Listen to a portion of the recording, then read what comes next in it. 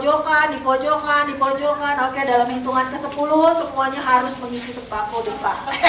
Alfabet depan. 1, 2. Oke, let's go, let's go, let's go, let's go. Coba dong membaur KTC JGC. Udah belum? Di sebelah, coba cek. Sebelah kalian ada anak JGC nggak? Ada nggak yang di sebelah situ? Wah, ntar kalau yang nggak ada anak JGC sebelah situ, kalian gantian depan sama aku. Ayo dong kakak, ayo dong membaur biar kenal, ntar jadi asik loh. Kita kan kawan sewarga, rekan sekerja. Silakan kak. Brandon, Matthew, Philemon maju ke sini. Ayo, biar nggak dekat. Ayo. Sam Jacobs maju, ayo maju. Sebelahnya si ini aja, sebelahnya Kaken. Ayo kenalan kamu, maju-maju. Sebelahnya ini, sebelahnya si Fabian.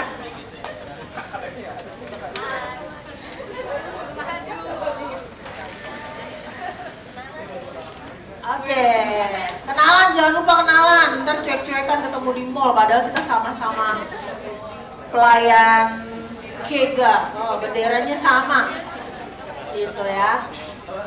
Oke, kakak boleh kesini enggak? Oke, sebelum kita mulai, kayak Mil, aku pinjem mic dong 1. Aku mau ngetes nih, seberapa kenal kalian sama Kega. Oke, kak, tolong dikeluarin yang tadi kita siapin kaset.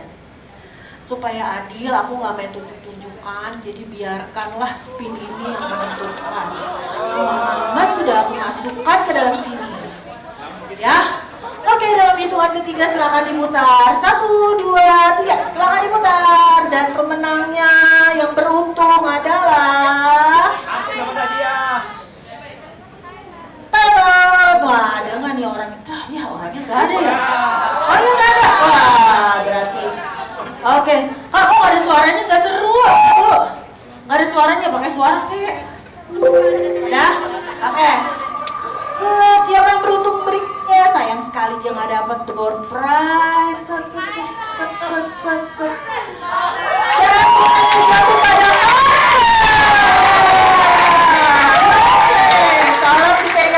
Karsten. Boleh di remove yang udah dipilih ya kak. Karsten, apa warna seragam Kega minggu keempat? 1, 2, 3, 4.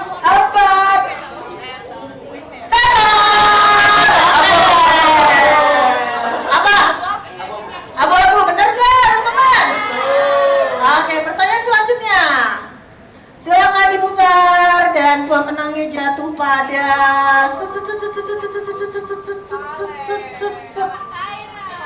waduh, anak kelas saya. Oke, Philemon. Kok anak kelas saya suka ya? Philemon, apa tema kelas kecil kelas besar bulan Juni? Tema besar kita. Ayo baca kurikulum kak, tema besar kita. Jujur ya kamu. Ya, oke. Lupa padahal kalau nggak ini kata kuncinya apa? Kata kuncinya apa?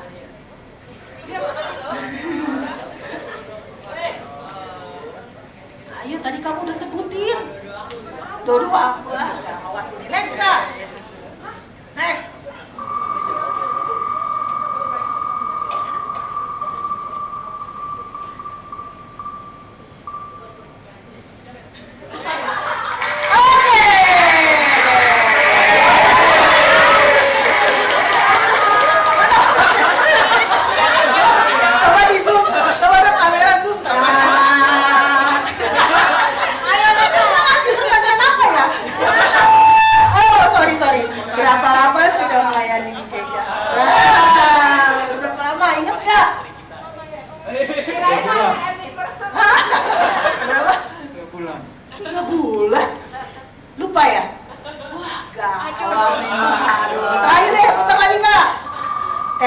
Siapa ya?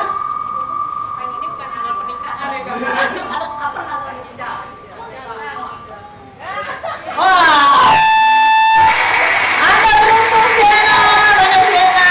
Nah, oke, Fiona. Fiona,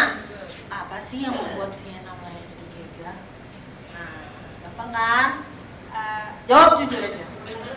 Jawab. Hah? Mama. Kok mama? Kenapa mama?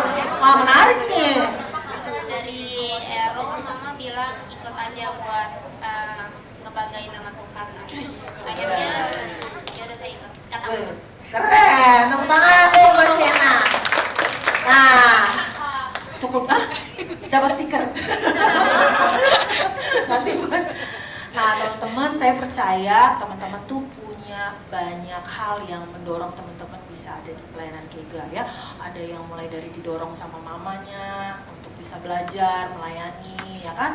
Ada yang tiba-tiba dipaksa gitu ya, lu harus ada di sini gitu ya kan. Ada yang mungkin ada nggak yang diancam harus masuk Kega ya, kalau nggak dapat uang jajan. Ada nggak? Nggak ada ya. Tapi saya percaya ketika apapun alasannya masuk, pas masuk Kega pasti enjoy dong. Ya nggak? Pasti enjoy. Kalau nggak mungkin kalian ada sampai saat ini. Oke? Kega Warrior?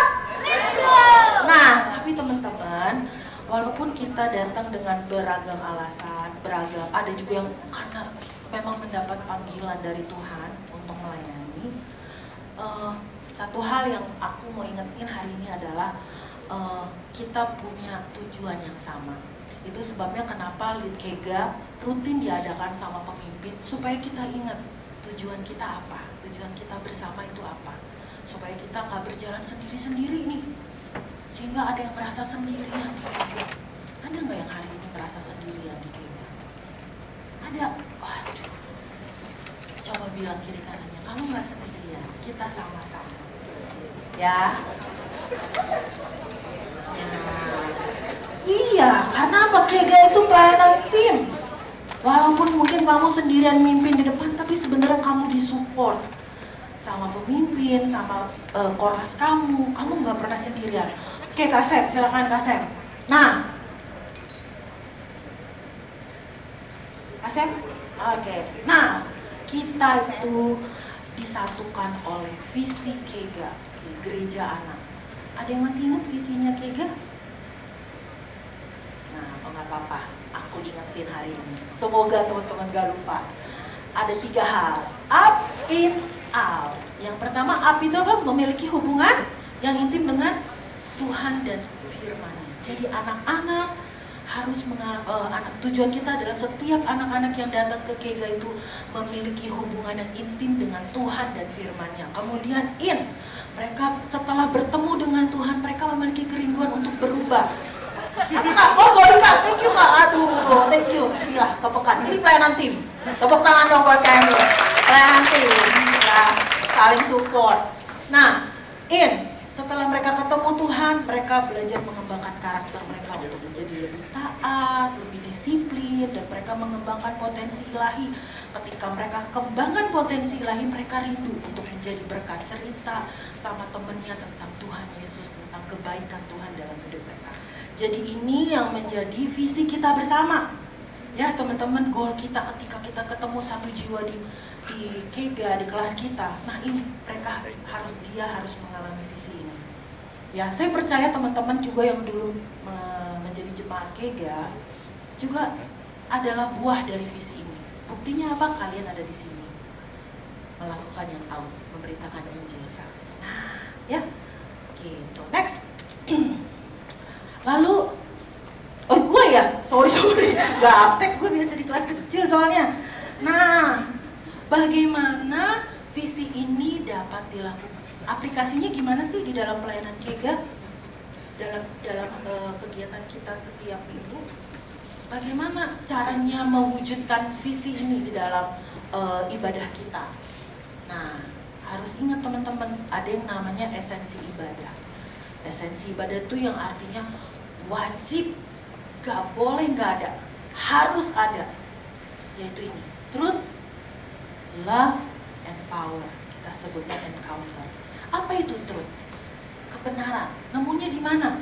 Pada saat kapan? Pada saat firman Tuhan dibagikan. Harus anak-anak mengalami truth, kuasa firman di situ. Harus toeng istilahnya. Anak-anak harus sampai toeng. Oh ini toh maksudnya. Hari ini di kelas kecil, kelas besar belajar tentang Tuhan memampukanku untuk melakukan kebenaran. sekalipun sekelilingku pada nggak benar, aku harus tetap benar. Stand alone. Itu yang harus mereka dapatkan. Oh, seperti Daniel, aku harus berdiri teguh, melakukan kebenaran firman. Kemudian ada love, ada kasih Tuhan. Di mana anak-anak dapat love ini? Lewat pujian dan penyembahan.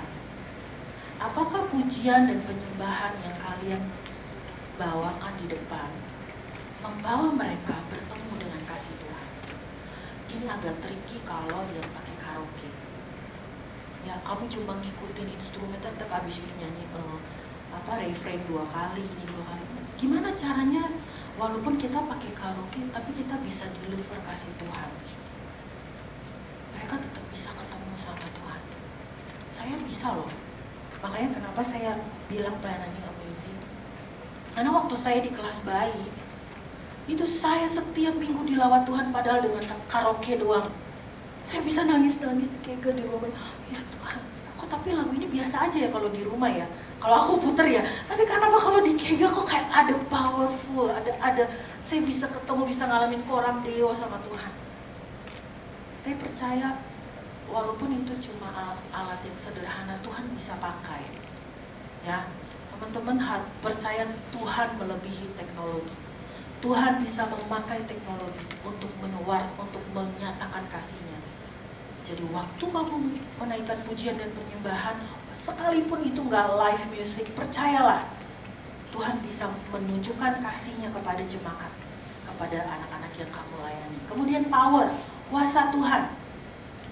Di mana anak-anak bisa bertemu dengan kuasa Tuhan? Lewat doa, altar call. Kalau dalam kelas kecil ada namanya internalisasi. Di situ teman-teman bisa deliver kuasa Tuhan. Yang sakit doain, biar dia mengalami mujizat Tuhan.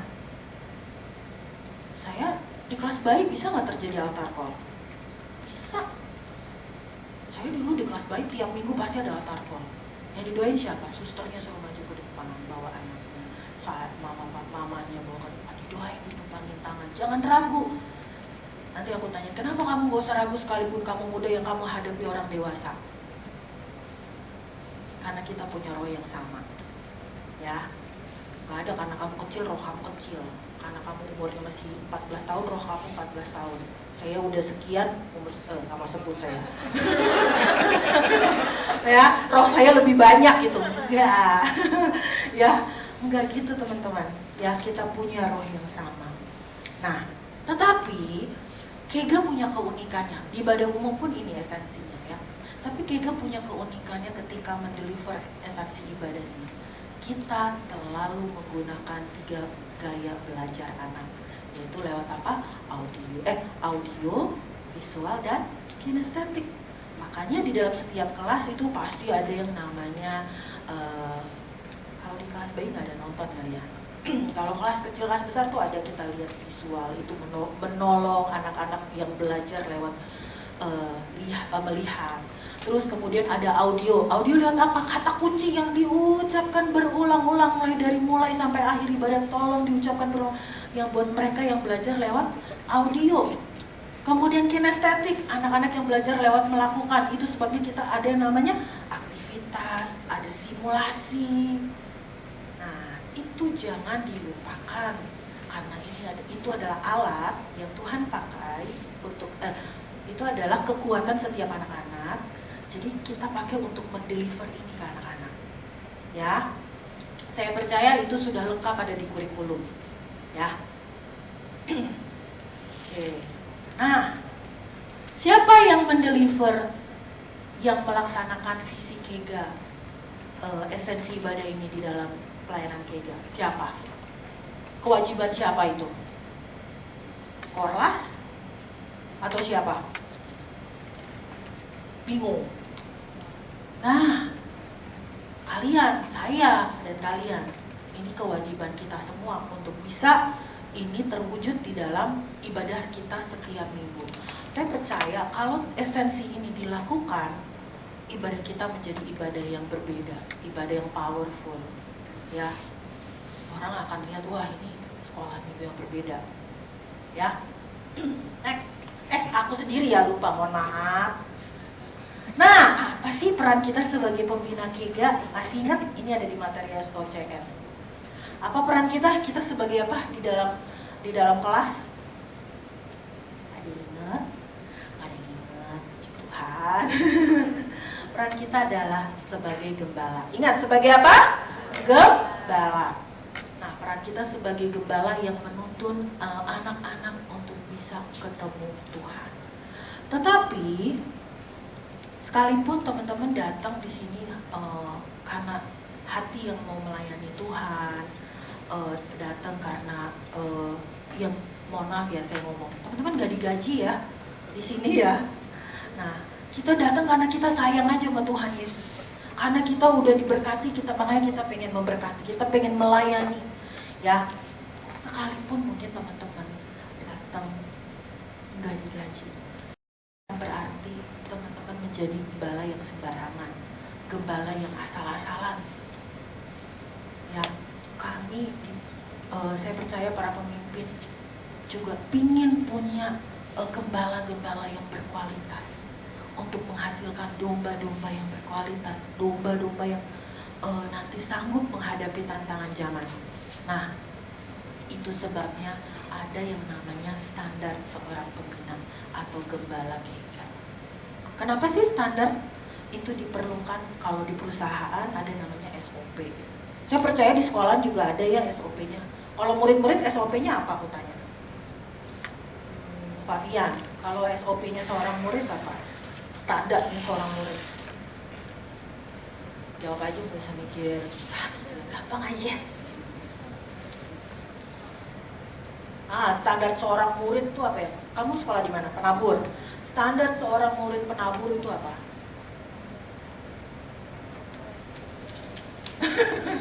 Ayo.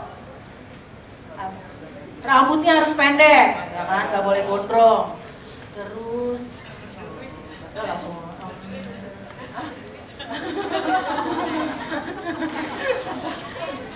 gitu ya. Nah, kalau betul. Terus ada lagi standarnya apa? Coba apalagi nih? Clement deh. Apa standarnya murid di Tunas Bangsa? Berkarakter, luar biasa, dalam banget itu ya. Anda jualan ya. Hubungi nomor di bawah ini. Ya, luar biasa. Terus apalagi Samuel Jacobs kalau di IPK, apa standar seorang murid IPK?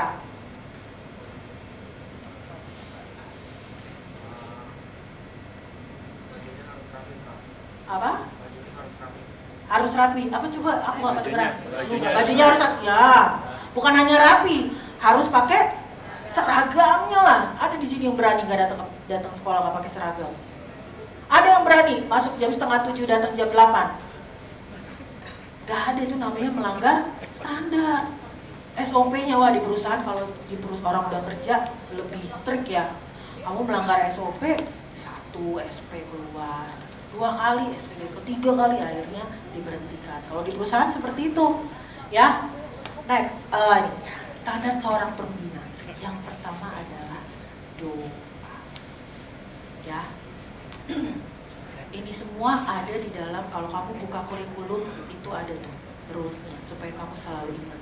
Yang pertama adalah doa. Kamu menyediakan waktu, memberikan dirimu untuk mendengar apa yang Tuhan mau kamu lakukan di hari Minggu, di hari kamu melayani.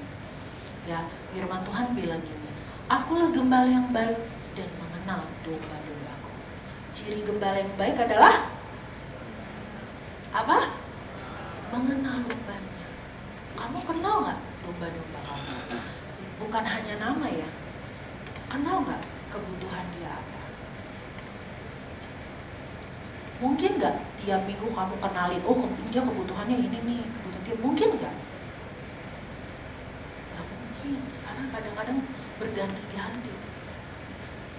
Tapi percayalah, Tuhan sanggup memberitahukan kepada kalian apa yang jemaat, apa yang anak-anak di kelas kalian butuhkan hari ini. Itu sebabnya kamu perlu ambil waktu untuk berdoa. Tanya sama Tuhan. Ya, ini kualitas pertama, standar pertama seorang pembina. Doa. Memberikan waktu, tanya sama Tuhan, apa yang mesti saya lakukan hari Minggu, apa yang kau mau aku sampaikan kepada jemaat di hari Minggu, ya. Karena kamu harus kenalin domba-domba kamu, seperti itu. Nah,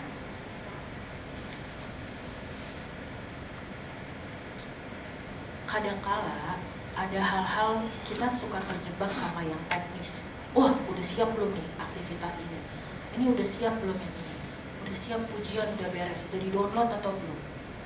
Kita terjebak tuh, karena kita udah sering lakukan hal yang ini berutin bertahun-tahun, akhirnya itu menjadi sesuatu yang biasa sehingga kita lupa untuk berdoa.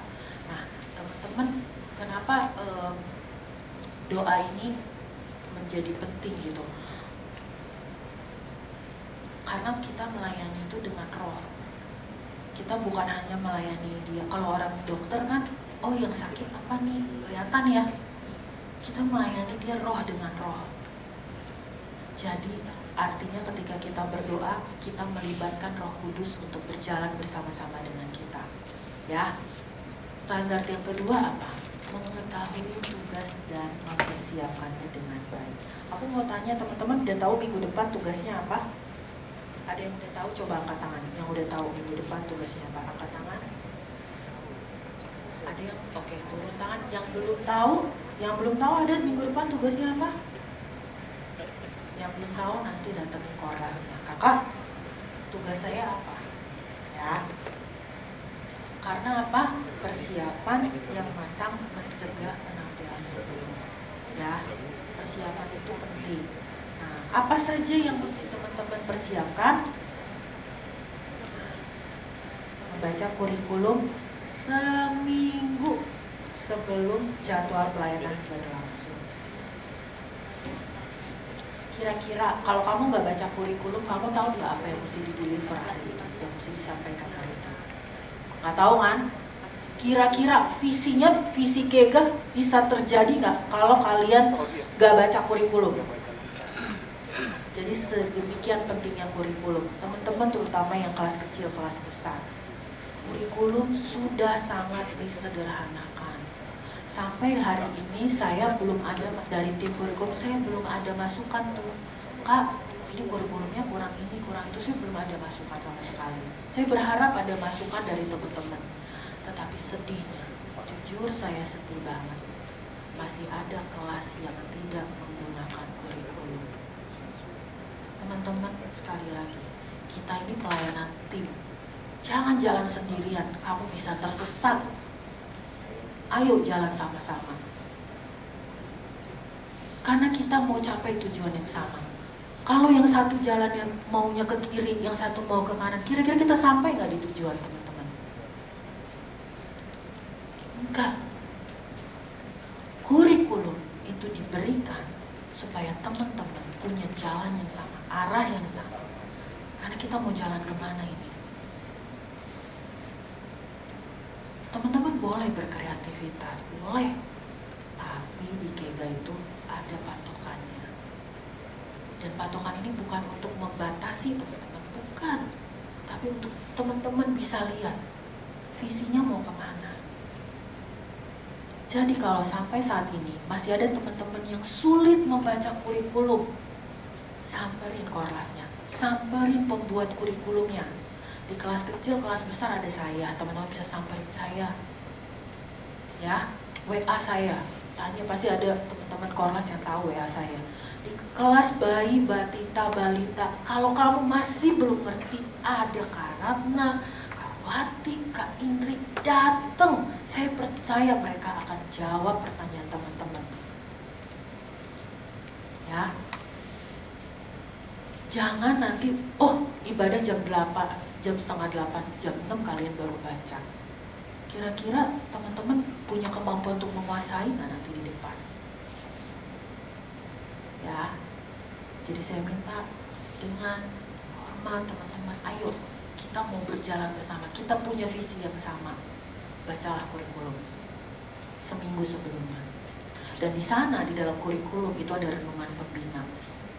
Artinya apa? Teman-teman didorong untuk mengalami terlebih dahulu supaya kamu di depan itu bisa transfer hari ini tuh mau transfer tentang stand alone, melakukan kebenaran sekalipun di sekitar kita tidak melakukan kebenaran. Kamu melakukan nggak?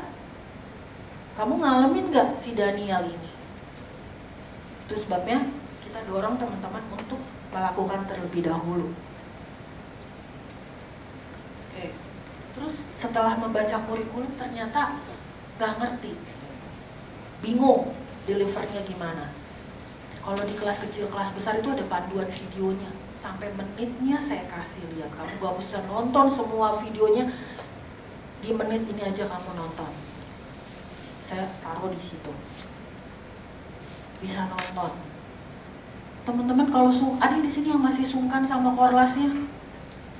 Gak ada ya, korlasnya baik-baik ya.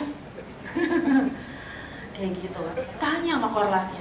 Tapi kalau misalnya, aduh kayaknya gak enak nanya sama korlas, tanya sama bestie kamu. Teman-teman udah tahu bestinya siapa? Udah tahu? Ada yang belum tahu? Ada yang belum dapat? Nanti bisa hubungin saya kalau misalnya belum tahu, belum dapat. Bisa tanya sama bestinya. Atau bisa tanya siapa yang ada di dalam tim kamu. Kayak gitu. Jadi tidak ada alasan kamu gak ngerti, kamu gak tahu pas udah, aku soalnya gak ngerti kak, soalnya aku gak tahu. Wah itu udah big no ya. Jadi seminggu sebelumnya kamu pelajari, kamu renungkan, langsung tanya. Apalagi yang bawain firman Tuhan. Di kelas kecil, kelas besar sampai disiapin PowerPoint-nya. Kamu tinggal baca, buka, dan kuasai. Itu aja. Ya. Ingat teman-teman, kita ini pelayanan tim. Coba bayangin kalau tim sepak bola. Dari berapa orang sih kalau sepak bola? 11 ya? Satu diantaranya males latihan. Kira-kira bisa sukses nggak itu tim? Tetap bisa? Bisa kacau, ya kan? Kayak gitu. Nah, jadi ingat teman-teman, kita pelayanan tim. Kalau kamu dari seluruh tim kamu nggak persiapan, itu akan mempengaruhi tim yang lain. Yang singer, yang WL nggak siap, itu bisa mempengaruhi yang bawain firman.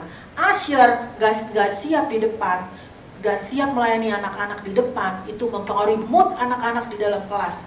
Itu sebabnya dia kalau puji-pujian males-malesan, karena kamu gak welcoming dia gitu, gak sambut mereka dengan sungguh-sungguh.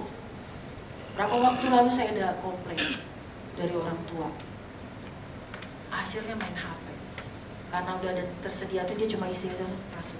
Asyir main HP. Ayo teman-teman, kenali, Asyir tuh tugasnya apa sih? Mungkin kecil ya, kayaknya nggak ada tugasnya. Ada loh. Kamu tuh dalam firman Tuhan sebagai penjaga pintu gerbang. Kebayang nggak kalau penjaga pintu gerbang nggak berjaga-jaga? Apa jadinya? Seluruh isi kota bisa hancur. Asyir itu punya peranan penting karena kamu ada di gerbang depan. Kamu orang pertama yang ditemuin anak-anak. Ada datang anak dengan kondisi mood yang gak jelas.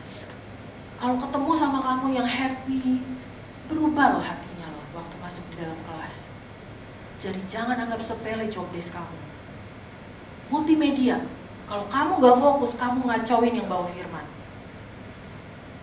Ya, kalau kamu gak itu komputer segala macam yang sudah disiapkan itu kamu gak kuasai, itu mengacaukan seluruh acara. Kamu punya peranan penting, fasilitator. Kalau di kelas saya ada fasilitator. Fasilitator gak ready sama anak, gak siapin dirinya untuk ketemu anak, anaknya bisa cranky. Dan itu bisa mempengaruhi mood rangkaian seluruh ibadah. Sehingga esensi ibadah gak terjadi, fisiknya juga gak terjadi hari itu. Ya, jadi teman-teman, kalau kamu gak ngerti kak, tugasnya Asyir tuh sebenarnya ngapain sih? Bukan cuma ngecekin stiker teman-teman. Bukan cuma ngecekin absensi. Sambut anak-anak dengan sukacita yang daripada Tuhan. Ya, mulai minggu depan aku berharap para Asyir bisa datang dengan wajah yang ceria, ketemu sama anak-anak. Mereka ketemu kasih Tuhan lewat kalian. Oke? Nah, ini dia seragam Kega. Teman-teman dibekali dengan seragam. Ini investasi dari gereja kepada kita. Ini minggu depan, minggu ketiga. Apa warna seragam Kega kita? Udah tahu ya, aku juga kadang suka salah. Tapi puji Tuhan oleh Kak Ika saya dikasih tahu lagunya apa? merah, kuning, hijau di langit yang biru. Tapi jangan sendu ya. Nah, kenapa seragam kega ini begitu penting? Pertama, itu menentukan identitas kita. Oh, kita ini pembina. Ya, kita ini pembina, dinotis sama jemaat. Kamu tuh pembina, walaupun badannya kecil. Ada kan pembina yang badannya tingginya sama jemaat ya. Gitu. Kalau karena kamu pakai kaos, oh dia tetap hormat karena kamu adalah pembina. Kayak gitu. Nah, yang kedua, ini yang gak kalah penting adalah kesatuan. Waktu kamu pakai seragam kega, itu namanya kamu siap untuk pelayanan tim sama tim kamu. Ya, hati kamu siap untuk jalan sama-sama sama tim kamu. Gitu ya. Dan yang terakhir, seragam ini coba kasih catatannya. Warna seragam kita nih, kita kan pembina baru ya, kita ya. Beda nggak sama warna seragam yang Karatna Harkawati? Karena mereka senior, apa warna mereka dibedain sama kita? Nggak ada kan? Ya kan? Apa warna seragam kita sama warna pemimpin beda? Nggak. Itu artinya kita sama, punya kapasitas yang sama, punya hikmat yang sama, roh yang sama.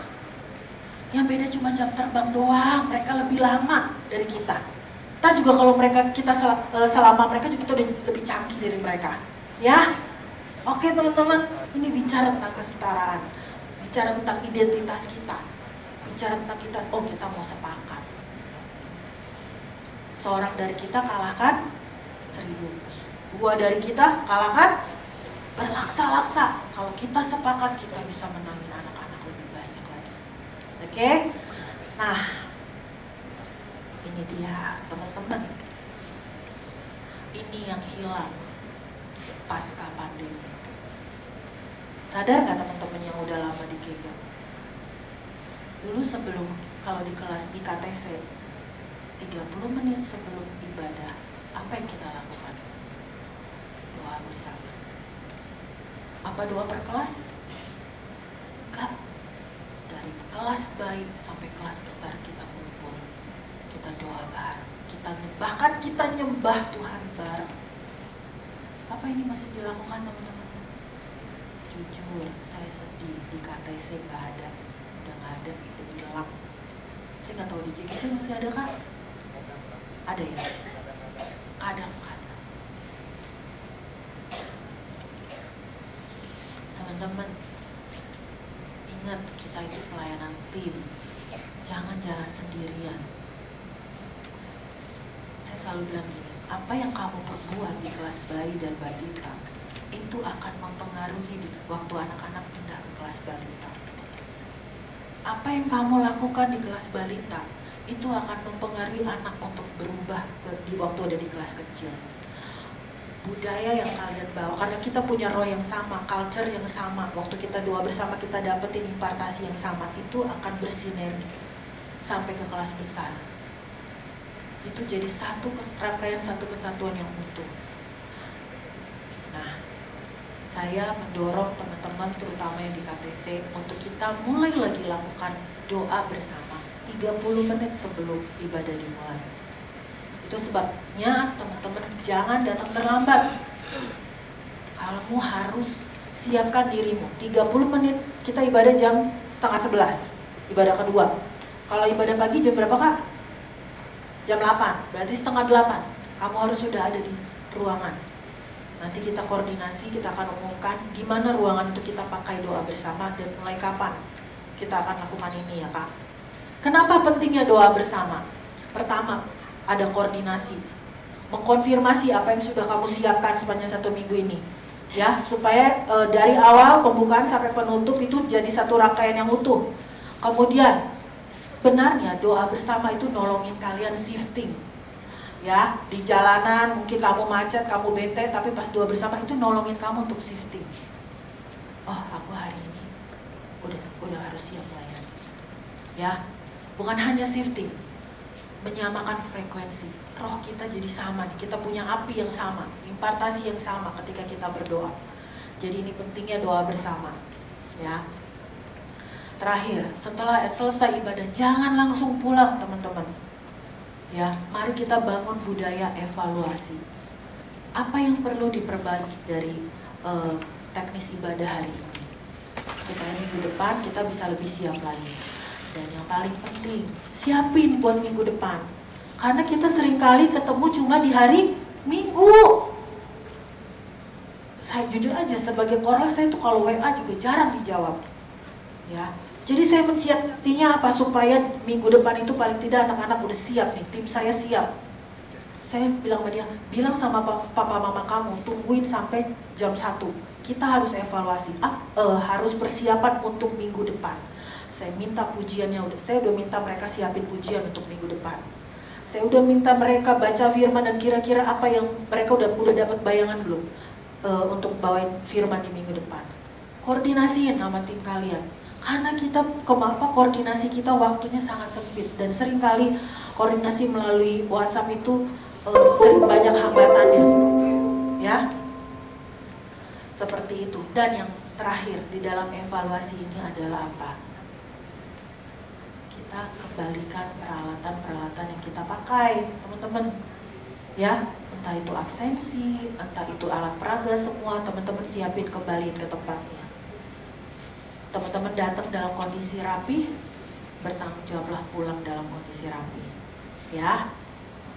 Dan yang terakhir ini, firman Tuhan yang ingin saya sampaikan. Kakak, nextnya kak, tolong Kak Sem, gak mau jalan. Saya tutup dengan ini, ayat dari Kolose 3 ayat 23. Saya suka pakai BIMK. Pekerjaan, job desk. Job desk apa saja yang diberikan kepadamu. Coba minggu depan job desk jadi asyar ada? Minggu depan yang job desknya jadi asyar? Oke. Job desknya jadi multimedia ada? Minggu depan? Belum pada tahu nih, wah kayaknya abis ini mesti koordinasi nih. Pekerjaan apa saja yang diberikan kepadamu, job desk apa saja yang diberikan kepadamu, hendaklah kalian mengerjakannya dengan sepenuh hati. Seolah-olah Tuhanlah yang kalian layani dan bukan hanya manusia. Ya, tidak ada job desk yang lebih kecil dari yang lain. Tidak ada job desk yang gampang banget dia mah. Jadi firman Tuhan itu yang paling susah, jadi asyar itu paling gampang, jadi multimedia paling gampang. Enggak ada. Semua job desk sama pentingnya, punya peranan yang sama di dalam ibadah. Ingat, esensi ibadah dan visi kita. Oke teman-teman, jangan lupa abis ini yang belum tahu tugasnya minggu depan, ketemu sama korlasnya, koordinasi, Kak tugas saya apa minggu depan, mulai baca kurikulum dan kasih masukan ke saya kalau misalnya ada kurikulum yang kamu masih belum ngerti, terlalu sulit dipahami, ya. Oke, thank you teman-teman. Nah, hari ini aku mau diperlengkapi lagi sama Kak Indri perihal kurikulum persiapan untuk pembina. Silakan Kak Indri.